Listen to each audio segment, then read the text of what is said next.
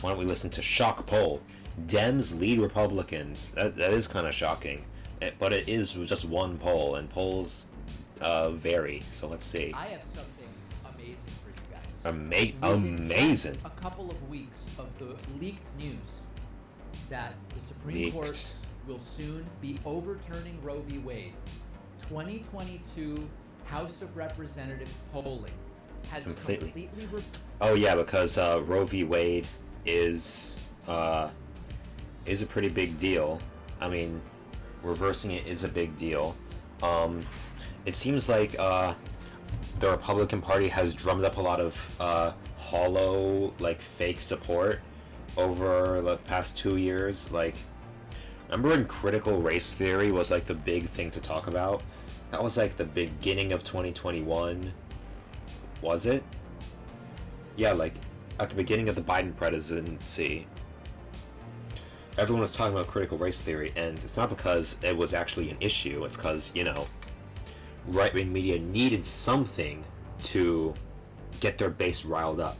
Needed something so they can talk about on the news, make it seem like it's this huge issue that's just destroying the fabric of America, because, like, that's something that always needs to be happening. There always has to be a new threat. Always something else that's going to cause the downfall of Western civilization. Yeah, critical race theory, that was invented by right-wing media. You can look up the search term, the search rates for CRT on Google, and it's like nothing before 2021. Then it shot up, and then it shot right back down in a few months. I mean, I guess they're still talking about it, but like now they're talking about kids being indoctrinated into being gay or trans, and like how anyone publicly being gay or trans in a school setting or in any setting where there are kids is like literally grooming children into being queer, which is pretty disgusting.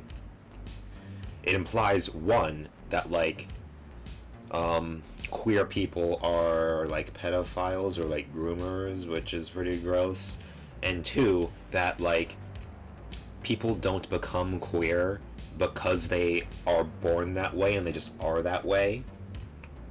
No, they are turned into that. It implies that the natural state of human beings is being straight cisgender, and like anything else is a perversion. It's something that's false. It's something that's created. When it's actually the opposite that's true. Cisgender heteronormativity is something that's created. It's something that's it's a very like simple system. It's literally binary, as simple as it can get. To that, it's a very rigid structure that human beings are forced into. You have to belong to one of two categories if you want to live in this world, and that just really doesn't seem to work. It's like too simple. It's too human beings are more complicated than either man or woman, girl or boy. So anyway, that's just that's a tangent. So what am I talking about? Shocking 2022 poll. So the Republican Party has like drummed up all this like false support through these fake issues that they made up, and that like gets them a lot of media attention, and it gets centrists and moderates talking about like, hey, maybe this is actually an issue. Maybe there are some gay, trans, queer people that are kind of cringy and like off-putting, and that's what libs of TikTok revealed. It like finds the cringiest, most unappealing queer-looking people with dyed hair. I mean, I want to talk. I mean, I don't know. I like to think I'm like more generally appealing than a lot of these people on libs of TikTok, but like the argument is like, look at this person, they're weird, they seem kind of creepy, uh, and they're trying to groom your kids. Well, I mean that registers on an emotional level for some people, but is it really an issue? Is it actually like affecting your kids' lives? It's not affecting your life unless like you actually like have a hatred for like gay, trans, non-binary people, and even then, it's not really affecting your life in like a material way. It's just hurting your feelings, you know. A lot of these parents, these like conservative parents, are afraid of their kids not being straight, cisgender, uh, God loving, God fearing, good old boys or girls, and that's what gets them out of bed and off the couch. But with Roe v. Wade being overturned, that's a real issue. That's like abortion has Roe v. Wade has been established law for like over 50 years or almost 50 years. It was in 1973. So yeah, that's like a part of human like life in this country for many decades, and it's like part of the ruling uh overturning Roe v. Wade is like it's not established in this nation's history. Well, maybe if you by nation's history you mean like the 1800s. Of course, like abortions were being performed in like the 18 and 1700s, but like that's a different story.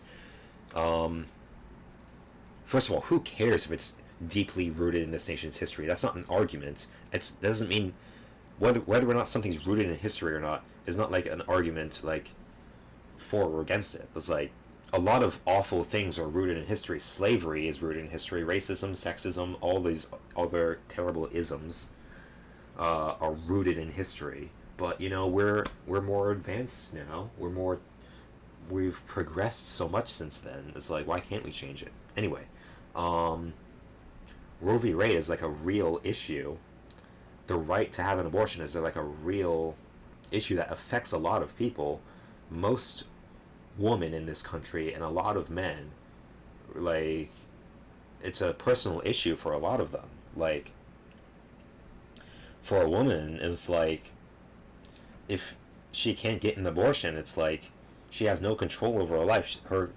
Like, she is gonna have to give birth when she doesn't want to give birth. That's like a real thing, and it's like, then it's like, even if she does give birth, what is she gonna do with the baby once it's done? That baby will be unwanted, unloved, like uncared for. They'll probably just be given away up for adoption or something, or just left at a church or a firehouse, a fire department house. And apparently, there's this thing at firehouses where it's like a special compartment that you're supposed to put the baby in. It's like on the outside wall, you like open it up, put the baby inside, and then close it, and then it locks from the outside, and so like and then the baby gets picked up from the inside. It's like, first of all, it's really fucked up that like it happens so much that they have to have like a special little door for the baby to come in. I mean, it's nice that they have it. They shouldn't just like leave it in a basket on the steps for like anyone to. Imagine if like some creep walks by and just takes the baby and raises it for their own twisted desires.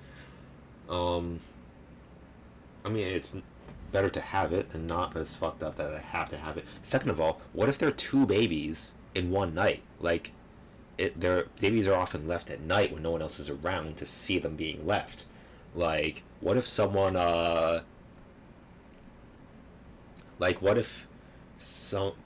comes to leave a baby and the door is locked because there's already a baby in there? It was like, this probably wouldn't happen. The likelihood of that happening is so little, but like, yeah, that would be pretty fucked up if that happens. Like, if it's left in the middle of the night, who knows how long the baby will gonna be there? Oh, probably there's like some notification that the door was used, but anyway, I just keep going on tangents. Anyway, yeah, the Roe v. Wade ruling could mean like a pretty big flip, like, because in polling, because it's like it's a real issue that affects a lot of people in this country, and like all these false issues that Republicans, like Fox News has been talking about. It's like it's not going to expand their sphere of like support. Anyone who's like believing that abortions are killing babies is like they're probably already going to vote for Republicans.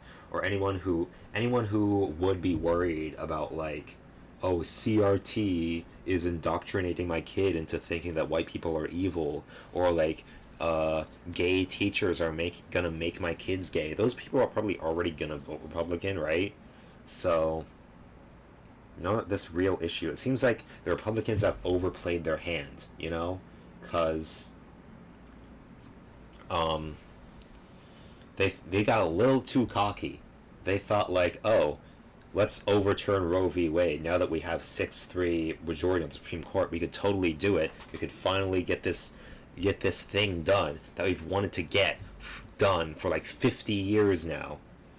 But like it just can't be done, or the consequences of doing it would be so dire. It's like it's been established law in this country for 50 years. It's been upheld by other courts after the Supreme Court made the ruling. And so it's like they've really stepped in it this time. Anyway, I've been talking for too long. David Pakman, take it away. First, and in a new NPR PBS Marist national poll, Democrats are now +5 over Republicans looking at the November congressional elections. Cool. Now, we're not going to go crazy and get ahead of ourselves. I'm not going to start ripping apart my Still pretty microphone early. and burning it and celebrating anything. Not that I would do that. I will. Anyway, we're going to look through this piece by piece. And in order I'm to excited. do that, we have to first start with what would we expect in such a midterm. Typically, in a midterm, the party that is not in the White House does well. Right Because now, Democrats are in the White House. it's Joe a balancing Biden took the White act. House from Trump Yes. in 2020. Yeah, we did. Yeah, Joe Biden stole the election, and we're gonna steal the next one too. Let's go. Me and my Antifa squad is gonna ship out all the ballots to all the purple counties out there, in purple states, and feeling pretty good about this one. I mean, we did pretty well last time. We got Biden to win by a pretty big margin, so I'm feeling good about this one. I mean, we're gonna be putting up with a lot more stiff resistance this time, but still pretty confident. We have a pretty good track record of stealing elections. Expect Republicans to do really well in the midterms. Now, let's look at some previous examples. In 2018, after Donald Trump took power in 2016, Democrats were +7 in polling going into the midterms, and they ended up +8 in an aggregate of congressional races, okay? Trump wins, next midterm, Democrats +7-8. In the 2014 midterms, after Barack Obama won re-election, Republicans were +2, and they ended up winning by almost +6.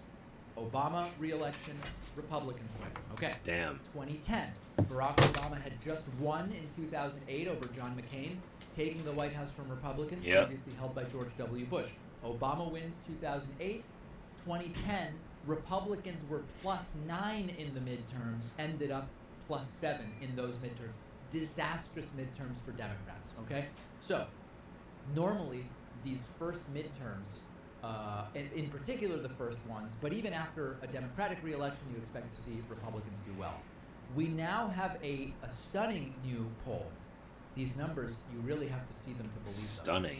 them. 47% of registered voters now say they will support the Democrat on the ballot in this year's congressional midterm. 47%. While 42% say they will back the Republican. Ooh, got That him. is +5 for Democrats in advance of That's these cool. midterms. Now, we want to be thorough. We don't look at just one poll. We look at an average of recent polls. And if you look at the Real Clear Politics average of recent polls, you still have Republicans +2 looking at the generic congressional vote. Now, that is dramatically lower than it has been in any recent first midterm after the party controlling the White House changes power, and it is declining. Whereas Republicans were polling about an average of 48% in February and about 47% in mid-March, and they peaked at 47% again in mid-May. Now Republicans are down from where they were. Could Republicans still win? Of course. Of course, it's still the most likely scenario. This is just one poll. But we are now seeing multiple polls. In an Economist YouGov poll, Democrats are leading congressional vote generic. In a Politico Morning Consult poll, Democrats are leading. And yes, in that recent NPR PBS Marist poll I just mentioned, Democrats are now +5. What this means is that the midterm might not be over. The impact of the Roe v. Wade news, especially if and when it becomes official, when the Supreme Court finally announces its ruling, it could really give Democrats a boost. And what it means at the individual level is every one of us must vote. If you've ever voted before, you should vote. If you've ever thought about voting, you should vote. If you've never voted, you should vote. If you weren't old enough to vote in 2020, but now you're old enough to vote legally, of course, you should vote. Even if you cannot vote legally, you should still vote, because it's so important. You gotta get out there. You gotta vote. You gotta vote extra times. You gotta do whatever you need to do in Minecraft to steal this election for Joe Biden legitimately. I'm not saying you should do anything illegal, but I am saying it would be cool. If you've ever heard of voting, like if that's a concept you've ever heard about, you should vote. Yes. Because it doesn't have to be the disaster that it is shaping up to be. It seems as though the forthcoming Roe v. Wade decision is absolutely hurting Republicans. One other interesting note from that poll, which I think just should be mentioned, is on the question of overturning Roe v. Wade, 64% of Americans do not believe Roe v. Wade should be overturned. Basically by a 2-to-1 margin, 2/3, 1/3. Yeah, it's a very unpopular thing. That's what I'm talking about. Like, the Republicans really overstepped their boundaries with this. Like, that the reason they wanted control of the Supreme Court was to overturn Roe v. Wade. Of course, they want as much power as they can get. They're not ever gonna say, "Oh, we have enough influence over the Supreme Court." But that was one of their major goals. They've wanted to do it for decades, ever since it was ruled in the 70s. But it's too late now. It's too late. You should have done it in the Reagan era or something, when you still had the popular support for it. But now in 2022, it's become established law in this country. So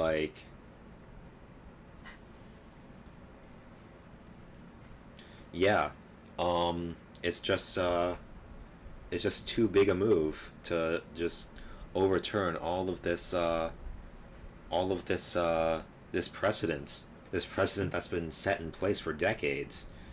Americans do not want the Supreme Court to overturn Roe v. Wade. So if and when that happens, it could be exactly the boost on which Democrats might be able to ride to. Okay, could it be victory in November? Maybe.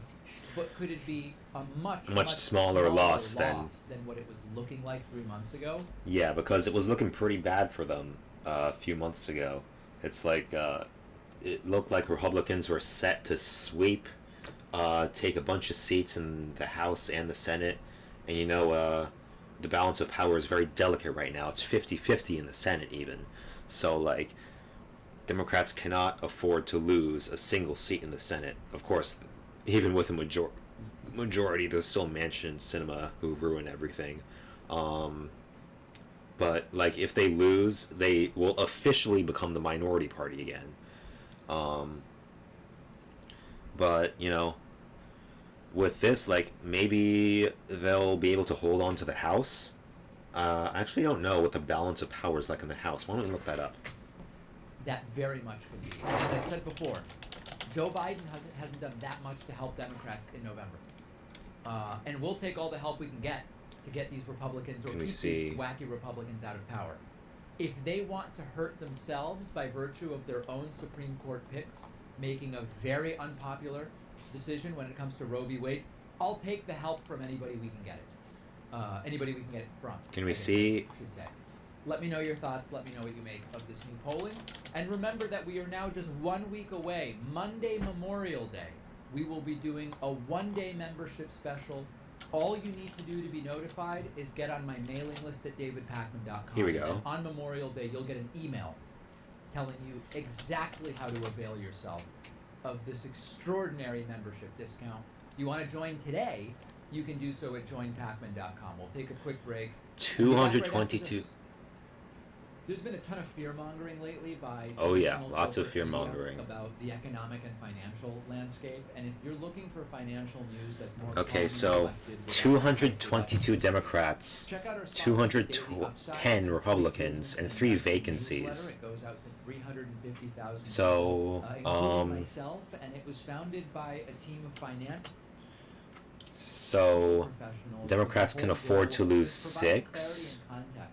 Because like then it'll go down to 216.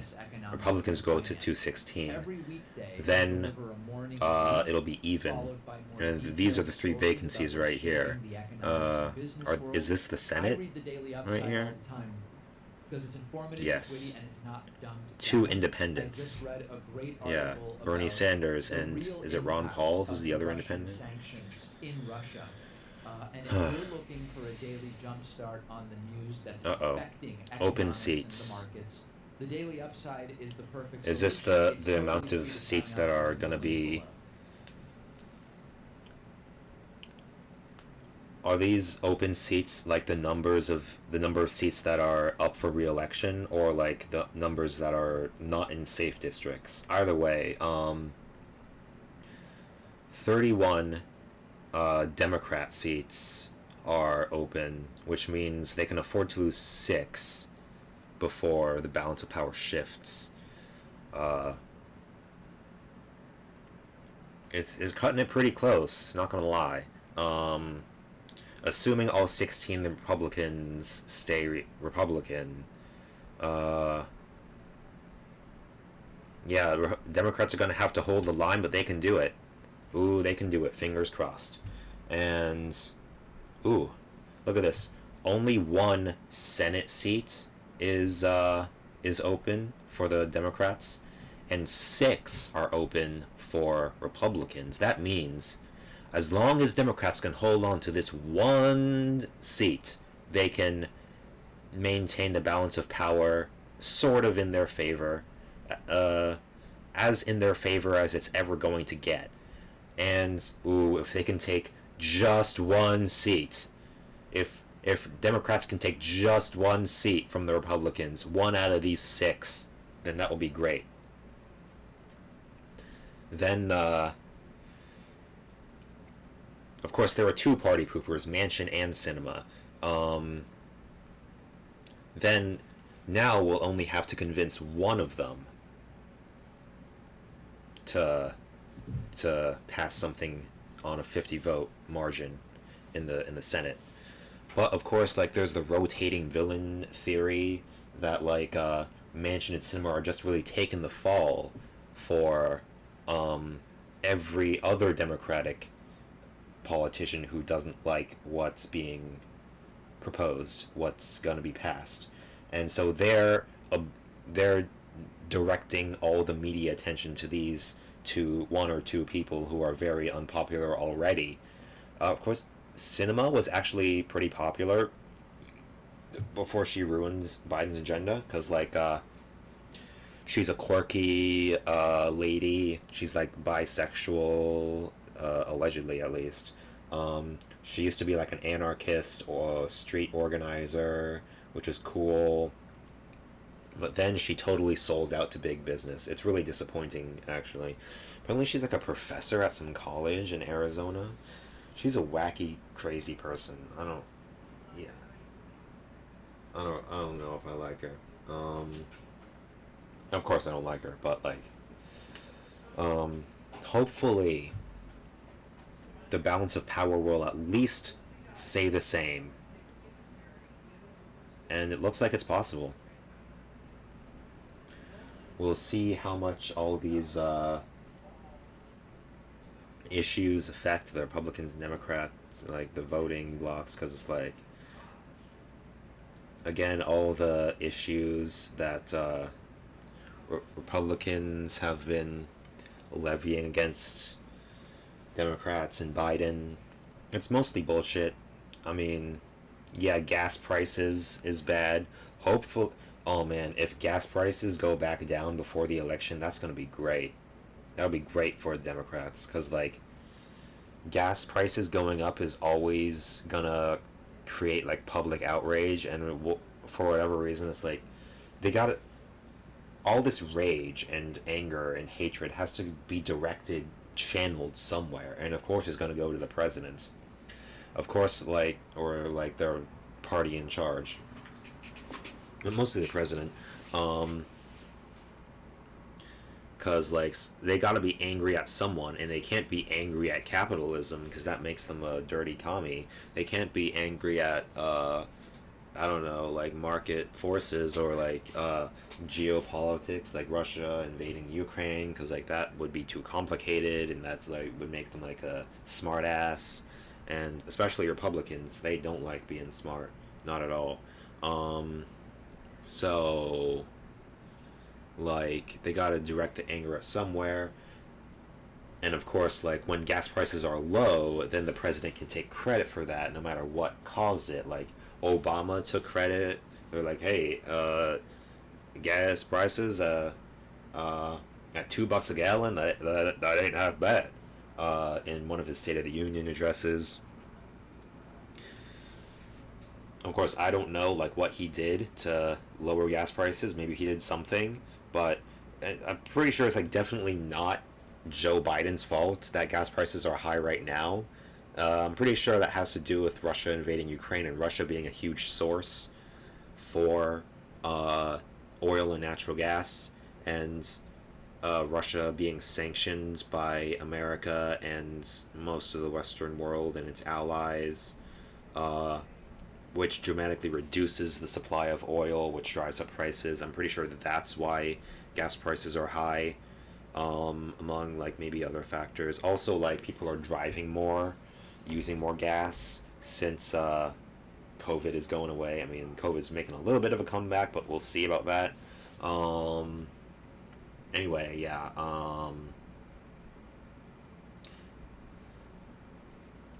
Oh, and yeah, COVID is bad for whoever is in office. Yeah, COVID is making a little bit of a comeback. We'll see about that. Um, hopefully, it'll be under control by November. Oh, we just gotta hold on till November, the early part of November, right? There might be an October surprise. Maybe Biden will cancel student loans by then. Hopefully, maybe not. Um, I remember since COVID is like a flu-like virus, uh, it sort of follows the trends for the flu. Like the flu season starts like in late autumn, goes to early spring or something. That makes sense because like the huge spike in COVID came like around Thanksgiving, because that's when people were traveling, meeting with families, and then another spike at Christmas in 2020. Then it happened all over again at the end of 2021. So, and of course, like during the summertime, there wasn't a lot of COVID. At least, well, there was, but like in the areas that had it under control, like there were not a lot of cases in the summertime. Of course, like in those red states that did absolutely nothing to stop COVID from spreading around, yeah, there cases in the summer in 2020, especially. That's when like the second wave of COVID hit, is in the summer of 2020. Um, so yeah. Um, and in 2020, actually, COVID came back right after the election because um, because there was so much chaos around the election. Everyone was traveling everywhere. People were meeting up. Uh, they were voting. They were voting in person because mail-in ballots were be under attack, um, which is so stupid. It's like people wanted to do mail-in ballots because they didn't want to go in person because they were afraid they're gonna catch COVID. But like, um, Trump said that mail-in ballots were going to be fraudulent because he probably didn't actually believe that. He probably figured like the people who are likely to vote mail-in ballots are more left-leaning because like they're more left-leaning people are more concerned about the virus and catching it. Um.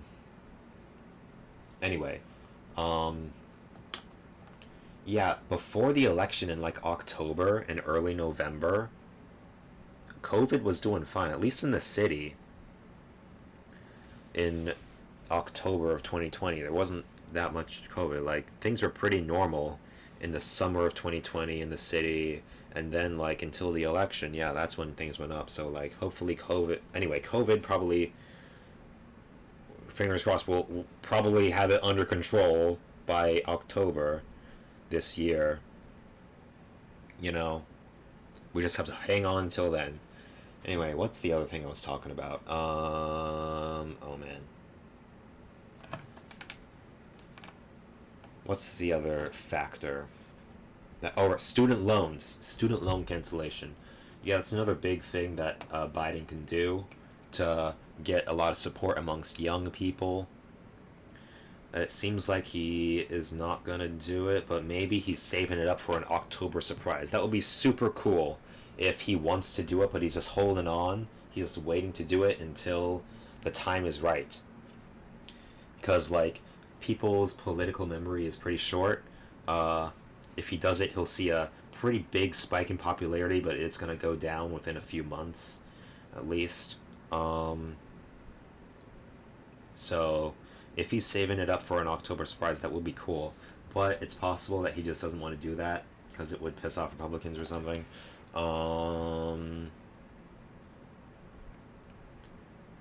Or it'll piss off like the rich people who loaned money, these super predatory bullshit loans to students just so they can afford an education, which is so like unbelievably ridiculously expensive, more expensive than it has to be. Anyway, what are these? Oh, this is British United Australia. No, never mind. I was like, pink. What are these pink ones? I got it now. Coalition, Labor. Labor is cool. The House map. What is this area? Oh, does that mean they're not up for a re-election or something? Man, I've been talking for a while. I gotta start playing Elden Ring. Yeah, I think we covered everything. Yeah, so that's what things are looking like in 2022.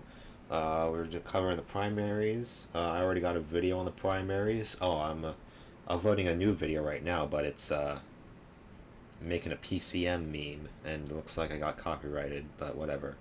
It just means I'm not going to monetize the video, and it's like, whatever. I don't know. Anyway, thanks for watching. We're going to be covering more of politics. I'm trying to be more of a commentary channel.